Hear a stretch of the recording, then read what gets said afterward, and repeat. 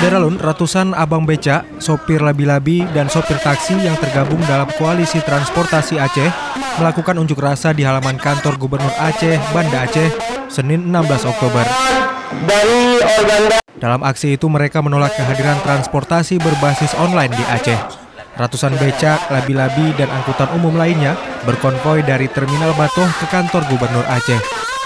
Ketua Koalisi Transportasi Aceh, Adi Guna, dalam orasinya mengatakan, aksi itu dilakukan karena kehadiran transportasi berbasis online telah menyebabkan pendapatan mereka menurun.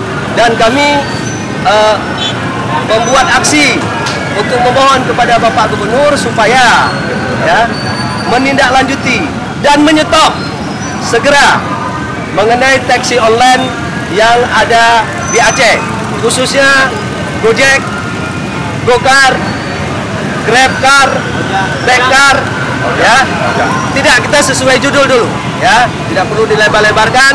Jadi dalam hal ini yang sudah jadi bumerang kepada kami yang saingan sangat ketat.